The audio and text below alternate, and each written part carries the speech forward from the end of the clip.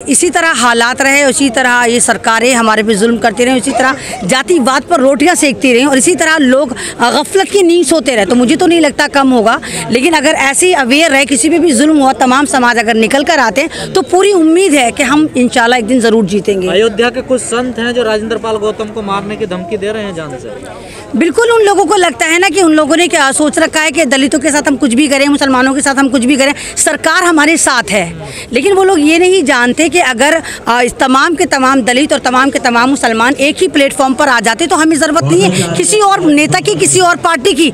अगर भीम और मीम एक साथ आ जाए तो सत्ता परिवर्तन हो सकता है और आराम से सत्ता में आ सकते हैं। आप एक बार बताइए, आप किसी नेता की, किसी मंत्री की गर्दन उतारने की बात कैसे कह सकते हैं? या तो आप कहिए कि आप एक आतंकवादी संगठन के चीफ के चाटुकार हैं। अगर आप अपने आप को एक संत, एक महंत, एक पुजारी कह रहे हैं जो खुद धर्म की शिक्षा दे रहा है, और कोई भी धर्म आपको ये बात नहीं सिखाता कि आप सामने वाले किसी भी बंदे की गर्दन उतारने की बात करें। और अभी तक उन पर कोई कार्रवाई नहीं हुई। तो आप एक बार बताइए, कितने लोगों ने गोली मारो सालों को, देश के डैश, क्या कुछ हुआ? कभी आज तक कार्रवाई हुई? जब भी अगर आप मुसलमानों के विरुद्ध बोलते हैं, आप दलितों के विरुद्ध बोलते हैं, तो आप पर कार्रवाई नहीं होती। हाँ, अगर कोई दलित कहेगा मुझे इंसाफ दो, कोई मुसलमान कहेगा आपको हमें इंसाफ दो, तो यूएपीए लगा के लोग आपको जेल में जरूर भेज देंगे, लेकिन आपको इंसाफ नहीं देंगे। को नहीं लगता है जेल में होना चाहिए संतों को? नहीं, संतों को तो जेल में होना चाहिए। सबसे पहले तो केजरीवाल को जेल में होना चाहिए। जो केजरीवाल 22 प्रतिज्ञा को कह रहा है कि हिंदू धर्म का अपमान करो और माफी मांगो, तो वहाँ पर मुझे कहीं ना कहीं लगता है कि शायद राजेंद्र पाल गौतम साहब, इन्होंने भी गलती करी, इनको माफी नहीं मांगनी चाहिए थी। या तो आप ही कहिए कि आप भीमराव अंबेडकर की 22 प्रतिज्ञाओं की तौहीन कर रहे हैं, आपने माफी क्यों मांगी? नहीं माफी मांगनी चाहिए थी। ना मालूम कौन सा प्रेशर था जो माफी मांग ली, क्योंकि केजरीवाल का जो एक अस्तित्व निकल कर आ रहा है वो एक गिरगिट की तरह निकल कर आ रहा है। जब अन्ना हजारे थे तो ये महात्मा गांधी को बेच रहे थे, और आम आदमी पार्टी बना के इन्होंने एक आम आदमी के सपनों को बेचा। उसके बाद इतनी जल्दी तो गिरगिट भी रंग नहीं बदलता जितनी जल्दी ये रंग बदलते हैं। पंजाब जाते हैं तो कहते हैं कि भीमराव अंबेडकर की तस्वीर लगाऊंगा, महात्मा को आउट कर देते हैं। फिर पंजाब झूठ से फरेब से लूट कर आते हैं, तो फिर दिल्ली आते हैं, फिर कहते हैं कि नहीं नोट पे लक्ष्मी होनी चाहिए, लक्ष्मी पे लक्ष्मी लगाएंगे। तो ये जिस तरह मोदी जी के स्ट्रैटेजी पे चल रहा है, छोटा रिचार्ज है। मैं तो 3 साल से कह रही हूँ मोदी जी का छोटा रिचार्ज है, लेकिन लोग नहीं मानते। ये पढ़ा लिखा संघी और ये मोदी से ज्यादा खतरनाक है, क्योंकि इसको पता है कहाँ पर क्या बोलना और किस तरह बचकर निकलना है। तो ये बहुत खतरनाक है। गुजरात में इनकी हार हो रही, गुजरात भेज दिया इसको। फोटो तो लगा रहे हैं ना अपने ऑफिस में, अपने कमरे में। नहीं, अगर आप नहीं, आप एक बात बताइए, आप पंजाब में तो अम्बेडकर जी को लगा रहे हैं, लेकिन जो अम्बेडकर जी की 22 प्रतिज्ञा की बात कर रहा है, वो सेरेमनी ले रहा है, आप उसको मंत्री पद से हटाए दे रहे हैं और कह रहे हैं कि सार्वजनिक माफी मांगो कि हमने हिंदू धर्म का अपमान करा। एक बात बताइए, मैं मुस्लिम समाज से हूँ, मैं अपने धर्म की इज्जत करूंगी। अगर दूसरे धर्म में कोई चीज़ मुझे सही नहीं लगती या मैं संविधान को मानती हूँ, तो मैं माफी क्यों मांगू? तो यहाँ पर भी भीमराव अंबेडकर का मजाक उड़ाएंगे तमाम के तमाम। ये तो भारत के साथ ट्रेजेडी है कि तमाम केजरीवाल अपने मंत्रियों के साथ खड़े हो जाते हैं, लेकिन राजेंद्र पाल के साथ खड़े नहीं। कौन सा एक मंत्री है हमारे इलाके का?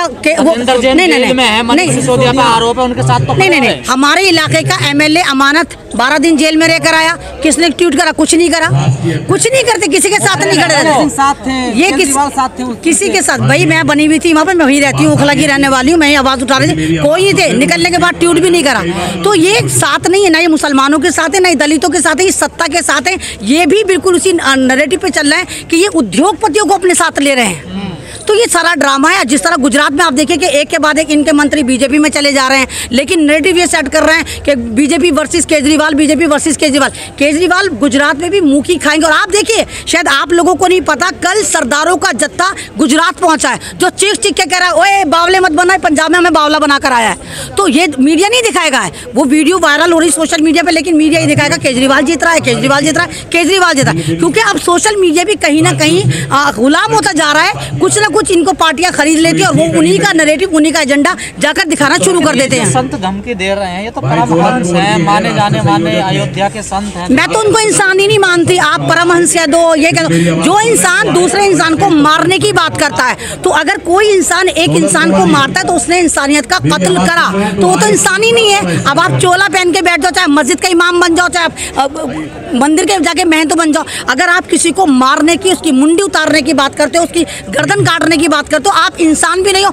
महन तो बहुत दूर की बात है। रक्षा कर रहे हैं ना, धर्म की रक्षा नहीं कर रहा है, वो धर्म की अफीम चटा के धर्म का धंधा चला के दलितों और मुसलमानों के अंदर खौफ और हरास पैदा करने की कोशिश करेंगे। देखो दलितों, तुम आज भी गुलाम हो, बेशक तुम पढ़ लिख गए हो, बेशक संविधान देने वाले तुम्हारे भीमराव अम्बेडकर रहे हो, लेकिन आज भी हम तुम्हें पैरों की जूती के बराबर समझते। वो ये मैसेज देना चाह रहे थे। वो तो कह रहे हैं कि हम सबको सम्मान देते हैं। आप गर्दन उतार नहीं, आप गर्दन उतार के किसको सम्मान दे सकते हैं? आप किसी की नहीं, प्रधानमंत्री की तो बात ही मत करिए। वो कभी वस्त्रजीवी बन जाते हैं, कभी जुमलाजीवी बन जाते हैं, कभी वो तो बिल्कुल ऐसे हैं कि भारत में आज तक कोई मदारी प्रधानमंत्री नहीं आया। ये पहला ऐसा चटपटा प्रधानमंत्री जो चुटकुले सुनाता रहता है, जिसपे अब लोगों को हंसी भी नहीं आती, अफसोस होता है।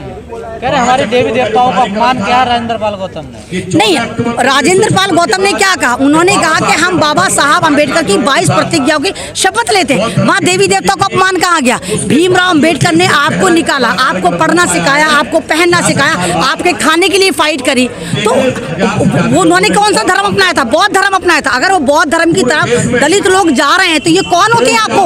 अगर हम भारत संविधान से चलता तो मेरा संविधान मुझे इस बात की इजाजत देता है मैं जिस मर्जी धर्म को जाकर अपनाऊं, जिस मर्जी धर्म को जाकर त्यागी हूँ। तो ये कौन लोग होते? क्योंकि इनको पता है कि इनका धंधा चौपट होने वाला है। भाई बच्चा हम पैदा करें, नाम ये रखेंगे, मकान हम बनाएं, गृह प्रवेश ये करवाएंगे, तो इस इनकी जो धर्म के धंधे हैं ना वो चौपट होने वाले। ये सारी राजनीति उस पर चल रही है। लेकिन केजरीवाल क्यों नहीं खड़े हो रहे? उनके एक नेता को धमकी दी जा रही है उनके साथ। केजरीवाल तो किसी के साथ भी नहीं खड़े होंगे। केजरीवाल धन के साथ खड़े होंगे, लक्ष्मी के साथ खड़े होंगे। केजरीवाल भी सेम उसी इस पे चल रहे। मैं बार बार कह रही हूँ कि केजरीवाल आरएसएस का छोटा रिचार्ज है, पढ़ा लिखा रिचार्ज है। वो अपना आप को इस चक्कर में सोचा सन 2024 का प्रधानमंत्री अगर कोई है तो मैं हूँ। वो अपना को इस तरह स्थापित कर रहा है। लेकिन ये ख्वाब खरगोश है, तुम्हारा भी ख्वाब टूटेगा। और जब तुम्हारे गले में कुछ नहीं है, अभी तो तुम सादे बनते हो ना, मैं सादा आदमी हूँ, आम आदमी हूँ, सिक्योरिटी नहीं लूंगा, ये नहीं लूंगा, तो तुम्हारा सारा ड्रामा बेनकाब हो गया है। आप दलित वोट देंगे केजरीवाल को? लगता है देना तो नहीं चाहिए, अगर देंगे तो मुझे समझ में नहीं, लेकिन मुझे तो नहीं लगता कि दलित वोट देगा।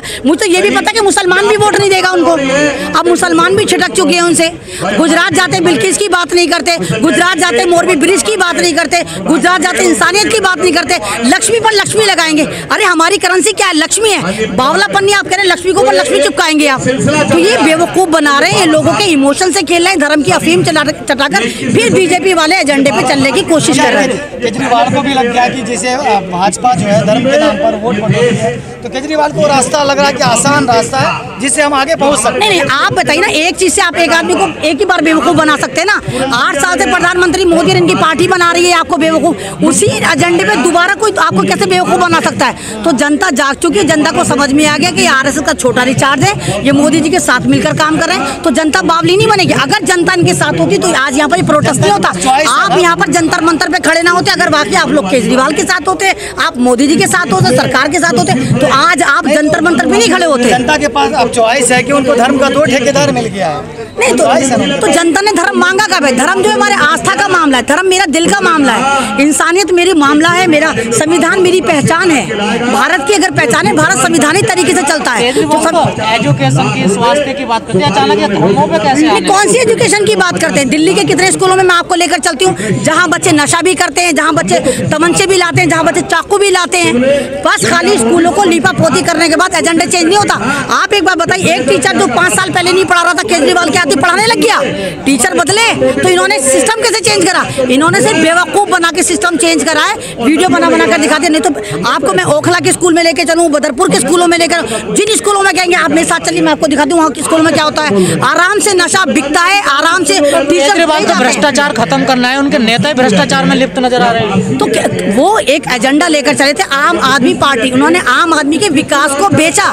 लोग बेवकूफ बन गए कि आम आदमी कह रहा है नहीं तो मोदी जी भी तो आपको 15 लाख जॉब लेकर आए थे, 15 लाख खाते में लेकर आए थे, 2 करोड़ जॉब लेकर आए थे। तो उसी एजेंडे पे ये चले। आप ही देखिए ना, जिस वक्त अन्ना हजारे ने मूवमेंट शुरू करा था, उससे 2 साल बाद बीजेपी सत्ता में आ गई थी, आई थी नहीं, फिर केजरीवाल आ गए। तो ये आगे पीछे दोनों के दोनों एक ही एजेंडा लेकर चले थे। लेकिन इसमें आरएसएस का जो रोल था वो हिडन रोल रहा था।